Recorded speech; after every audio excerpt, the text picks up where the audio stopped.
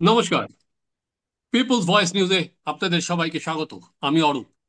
আজ এই প্রতিবেদন যখন করছি, ঠিক তার আগে অর্থাৎ মঙ্গলবার দিন রাতেও বাংলাদেশে হিন্দুদের ওপর আক্রমণ হয়েছে। হিন্দুদের ঘর বাড়ি সব লুটপাট করা হয়েছে। আহ, মঙ্গলবার বাংলাদেশের অন্তর্বর্তী সরকারের যে প্রধান উপদেষ্টা মোহাম্মদ ইউনূস, তিনি বিএনপির শীর্ষ নেতৃত্বের সঙ্গে আজ বৈঠকে বসবেন। মঙ্গলবার তিনি বৈষম্য বিরোধী ছাত্র নেতৃত্ব ছাড়াও একাধিক ছাত্র সংগঠনের সঙ্গে বৈঠক করেছেন। প্রধানমন্ত্রীর অফিস থেকে জামাতে ইসলামী সহ সমস্ত আহ, ইসলাম এবং মুসলিম যে সমস্ত ধর্মীয় সংগঠন, তাদের বৈঠকে ডাকা হচ্ছে।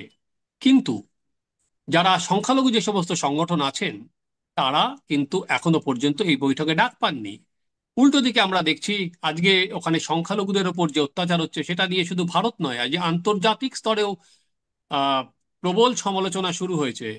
ব্রিটেন থেকে বলে দেওয়া হয়েছে যে ওখানে যারা ব্রিটেনের নাগরিক আছেন তারা যেন সাবধানে থাকেন, মৌলবাদী হামলার মুখে পড়তে পারেন। এবার বাংলাদেশ, ইউনূস কি চাইছেন, কোন পথে যাচ্ছে? উনি কি সত্যিই কি চান যে অ্যাটল ওখানে হিন্দুরা বা সংখ্যালঘুরা থাকুক? কারণ খ্রিস্টানদের চার্চও পোড়ানো হচ্ছে। ভারতের যিনি রাষ্ট্রদূত আছেন তাকে ডেকে পাঠিয়েছে ওখানে।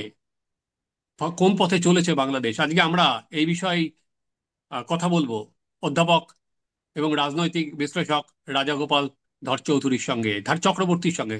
সরি রাজাদা। রাজাদা, আহ, অসংখ্য স্বাগত আমাদের চ্যানেলে। শোনা যাচ্ছে রাজাদা? হ্যাঁ, বলুন। হ্যাঁ, বলুন। আচ্ছা রাজাদা, আমরা যেটা দেখছি সেটা হচ্ছে এবার ব্রিটেনও পর্যন্ত বলেছে যে ওখানকার যারা ব্রিটিশ নাগরিক তারা সেফ নয়, যেখানে মৌলবাদী হামলা হতে পারে। আবার উল্টো দিকে অন্যান্য আন্তর্জাতিক স্তরেও এর সমালোচনা শুরু হয়েছে। তো আজকে এই যে আন্তর্জাতিক চাপ, তা সত্ত্বেও আমি দেখতে পাচ্ছি ইউনূস কিন্তু নিজের নিয়মেই চলছেন, অর্থাৎ সংখ্যালঘুদের উনি নিঃশেষ করে দিচ্ছেন বা নিধন করে দিচ্ছেন। হ্যাঁ, আপনি কিভাবে দেখছেন পুরো ঘটনাটা? হ্যাঁ, দেখুন যে বাংলাদেশে যা ঘটছে সেটা একেবারেই বলা যেতে পারে যে আইনের শাসন সেখানে শেষ, এবং কোনো ধরনের প্রশাসন সেখানে আছে সেটা মনে হচ্ছে না। এটা হতে পারে যে আহ, এখনকার যারা প্রশাসক, ইন্টারিম গভর্নমেন্ট বলুন, উপদেষ্টা শাসন বলুন, তারা অপারগ, তারা ব্যর্থ। আবার এটাও হতে পারে যে এটাই তাদের ডিজাইন, এটাই তাদের লক্ষ্য, যে তারা হয়তো যারা তাদের ক্ষমতায় বসিয়েছে, আর কোন আইনের প্রক্রিয়ায়, সংবিধানের কোন ধারায় তারা এই শাসন এসছেন আমাদের জানা নেই। স্বাভাবিকভাবে কেউ তাদের বসিয়েছে, এবং যারা তাদের বসিয়েছে তাদের একটা ডিজাইন নিঃসন্দেহে আছে। সেই ডিজাইনটা এটাই বলে মনে হচ্ছে যে তুমি একেবারে সংখ্যালঘু আহ, দূর করো বাংলাদেশ থেকে।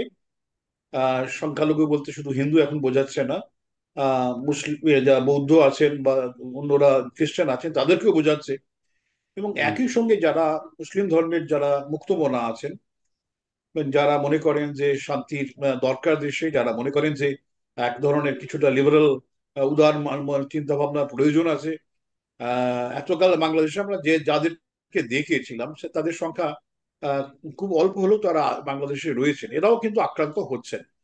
আহ, আমরা আমাদের যে ইন্ডিয়ান ছেলেটি বাংলাদেশে গিয়েছিল, কোনো এক মুসলিম হ্যাঁ, বাড়িতে গিয়েছিল, না তাও আজকে। রাজাদা, যেটাই বলছি আমি, যে ইউনূস কিন্তু যে মিটিং করছেন সেই মিটিং এ কোনো সংখ্যালঘু প্রতিনিধিদের রাখা হচ্ছে না। উনি একটা জনমত তৈরি করতে চাইছেন, যে বিএনপি আজকে ছাত্র বৈষম্য বিরোধী ছাত্র এদের নিয়ে, এবং বৈষম্য বিরোধী ছাত্র মিটিং এ তিনি বলেছেন যে পাল্টা কাউন্টার করতে, প্রচার করতে। অর্থাৎ এই যে সংখ্যালঘুদের ওপর আক্রমণ নির্যাতন হচ্ছে এই নিয়ে উনি কিন্তু চুপ, সেটা আটকানোরই চেষ্টা করছেন না। উনি খুব কেয়ারফুলি যেটা করছেন যে ওনার যারা উপদেষ্টা আছেন তারা অনেকেই রাজনীতির লোক, তাদেরকে উনি ব্যবহার করছেন। তারা ভারত বিরোধী স্টেটমেন্ট দিচ্ছে, আমরা দেখতে পাচ্ছি। উনি কিন্তু একটা মেগাফোন ডিপ্লোমেসি যাকে আমরা বলি, অর্থাৎ মিডিয়ার মাধ্যম দিয়ে উনি ওনার বক্তব্য জানিয়ে দিতে চাইছেন। উনি যেটাকে বাংলাদেশের সাম্প্রদায়িক যে সংঘর্ষ হচ্ছে, সংখ্যালঘুদের উপর আক্রমণ, সেটা উনি মানতে চাইছেন না। উনি বলতে চাইছেন যে একটা যে পুরাতন শাসন ব্যবস্থা ছিল যার প্রতি মানুষের ঘৃণা জন্মেছিল, সেই ঘৃণার উন্মেষ ঘটছে। তারা কোনো কোনো জায়গায় পুরনো যারা শাসক শাসনে ছিল তাদের সমর্থকদের উপর আক্রমণ হচ্ছে। এবং হিন্দুরা হয়তো তাদের সমর্থক থাকতে পারে, এরকম কথা উনি বলছেন। কিন্তু যে ব্যাপকভাবে যে মন্দির আহ, আহ, মন্দির গির্জা ইত্যাদি ভাঙা হচ্ছে, তাতে পরিষ্কার যে আক্রমণটা অন্য ধর্মের প্রতি। আমরা দেখলাম যে চিন্ময় প্রভু যিনি, তার তার জন্য কোটি 51 জন আইনজীবী প্রথমে ছিলেন, তারপরে দেখা গেল একজনও নেই। এবং এটা ভাইরাল হয়েছে যে চট্টগ্রাম কোর্টের কিছু কোনো হ্যাঁ, হুমকি আইনজীবীর দেওয়া হচ্ছে। হ্যাঁ। হুমকি দেওয়া হচ্ছে যে তারা কিছু যদি চিন্ময় প্রভুর পক্ষে কেউ দাঁড়ায় তাকে তারা ছেড়ে কথা বলবে না, সেই হিন্দুই হোক মুসলমান হোক। সুতরাং বোঝাই যাচ্ছে যে বাংলাদেশে একটা মৌলবাদের নতুন জন্ম নিচ্ছে। বোধহয় এটাকেই মোহাম্মদ ইউনূস সেকেন্ড সেকেন্ড স্বাধীনতা যুদ্ধ, দ্বিতীয় স্বাধীনতা যুদ্ধ, এটাই হয়তো উনি বলতে চেয়েছিলেন। তো যাই হোক, তো কিছুটা তো ওনার ব্যর্থতা রয়েছেই। ল অ্যান্ড অর্ডারটা মেনটেন করা ওনার দরকার ব্যর্থতা না, সারা আপনি বিশ্বে। যেটাকে ব্যর্থতা বলছেন না, উনি ছেড়ে দিচ্ছেন যা হিন্দুদের বা সংখ্যালঘুদের যেন থাকবে না, সেটা ব্যর্থতা হ্যাঁ, দুটোই বলবেন না দেখুন, ইচ্ছাকৃত? ব্যর্থতা না ইচ্ছাকৃত তো বটেই, কিন্তু তার মধ্যেও যে উনি যদি যে রাশ নেই, ওনার ধরে রাখার আর ক্ষমতা নেই। এখন ব্যাপারটা হচ্ছে মৌলবাদীরা এমন ভাবে রাস্তায় নেমে পড়েছে, তারা অর্গানাইজড হয়ে পড়েছে, তাদেরকে কন্ট্রোল করার কোনো ক্ষমতা ওনার নেই। এবং উনি সেভাবে পুলিশকে মিলিটারিকে ব্যবহার করতে পারছেন না। তাই কেউ কেউ বলছেন বাইরে থেকে শান্তি বাহিনী আসা হোক, এরকম সাজেশন নানান জায়গা থেকে আসছে। এটা ওনার অপারগতার একটা কিছুটা তো অপারগতা রয়েছেই। বিদেশি সিটিজেন্সরা রয়েছে ইংল্যান্ডের, আপনি দেখলেন যে পার্লামেন্টে যে হইচই হলো, হুম। সেখানকার যে স্যাডো বা ফরেন মিনিস্টার লেবারের প্রীতি প্যাটেল যেভাবে উনি বলেছেন, তাতে তো পরিষ্কার যে সেখানকার সেখানকার সাংসদরা বাংলাদেশে হিন্দুদের উপর আক্রমণটাকে সহজভাবে নিচ্ছেন না। এটা শুধু রাজাদা, মানে আইন।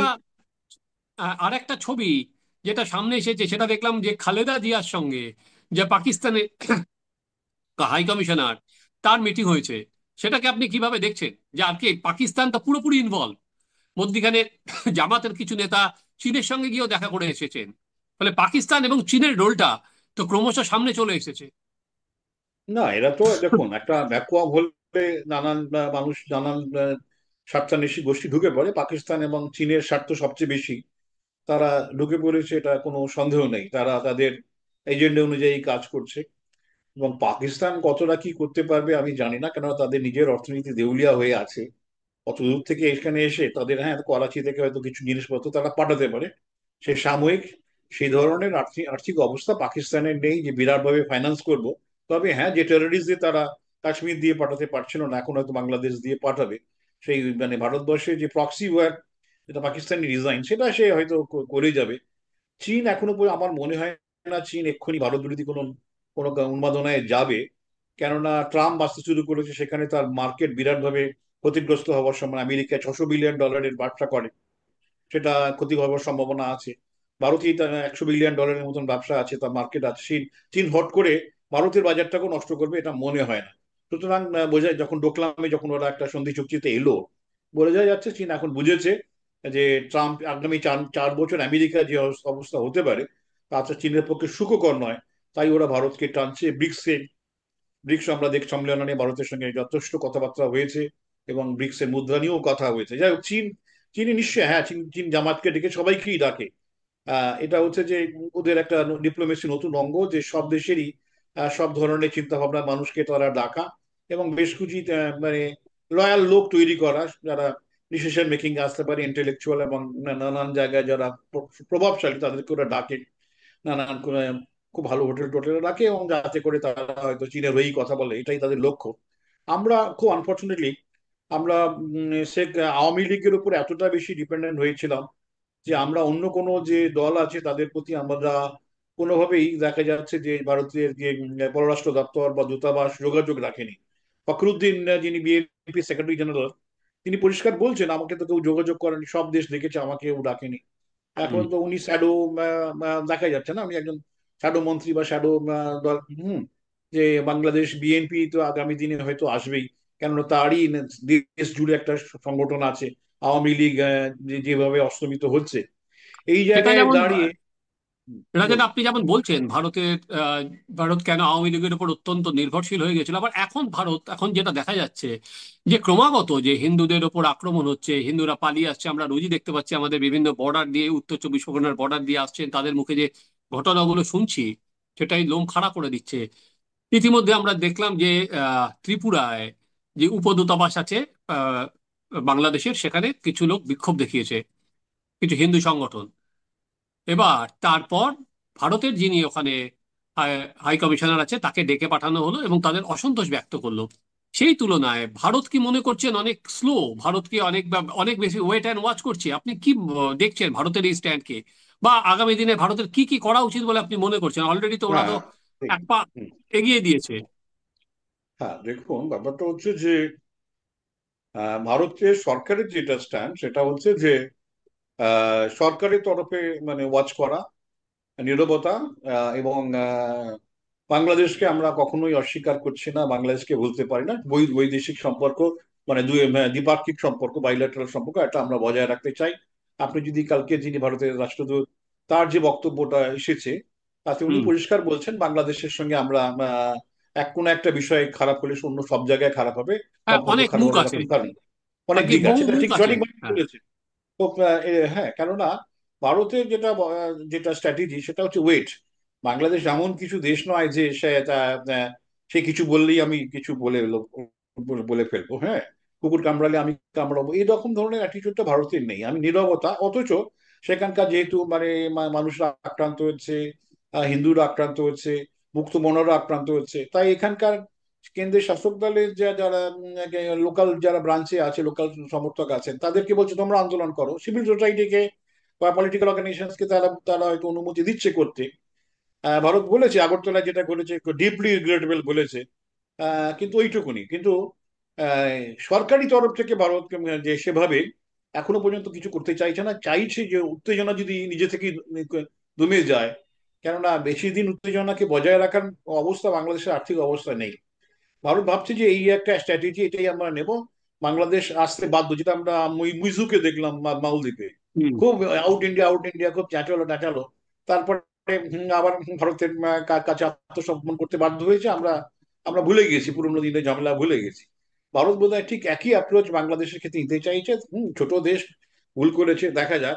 কিন্তু তার মানে এই নয় যে আমরা আমাদের প্রতিবাদ জানাবো না, এবং আমাদের সিভিল সোসাইটি বা পলিটিক্যাল অর্গানাইজেশন কোনো চুপচাপ থাকবে। সেটা লোকাল অডিয়েন্সকে ক্যাটার করার জন্য, ইন্টারন্যাশনাল অডিয়েন্সকে ক্যাটার করার জন্য, এবং বাংলাদেশের যে এটাও এক ধরনের ডিপ্লোমেসি, বাংলাদেশের সরকারের কাছে বার্তা দেওয়া যে দেখো সরকারিভাবে কিছু হচ্ছে না, কিন্তু মানুষ ক্ষেপে আছে, হ্যাঁ, বুঝে নাও যে মানুষ ক্ষেপে থাকলে কি হতে পারে, বা সরকার এরপরে সরকার খেপলে কি হতে পারে, এটা তোমরা বুঝে নাও। কিন্তু সরকার কিন্তু চাইছে না সমস্ত যে সমস্ত ভারত বাংলাদেশের, কেননা বাংলাদেশে যদি আমাদের সম্পর্ক খারাপ হয়, বড় বর্ডার, 4,000 কিলোমিটারের উপর বর্ডার আছে, অনেকটাই অরক্ষিত অংশ আছে, এবং এই জায়গায় যদি ভারত সম্পর্ক খারাপ হলে চীন কিন্তু একটা মারাত্মকভাবে ঢুকে পড়ার সম্ভাবনা আছে, যেটা ভারতের পক্ষে ক্ষতিকারক। এবং এখান থেকে মৌলবাদ ভারতবর্ষে ঢুকে পড়তে পারে নানানভাবে। ভারত এবং যদি কোনো ধরনের মিলিটারি ইন্টারভেনশন করতে হয়, তার একটা আন্তর্জাতিক প্রতিক্রিয়া আছে, আর্থিক প্রতিক্রিয়া আছে। সুতরাং ভারত এসবের ঠিক আছে, বাংলাদেশের যা ঘটছে আমরা কি করতে পারি? আমরা তো কিছু দেশে গিয়ে আমরা তো সেনা পাঠিয়ে তো আটকাতে পারবো না। সে দেশের মানুষের সঙ্গে সমবেদনা জানানো ছাড়া আমাদের বিশেষ কিছু তো করার নেই।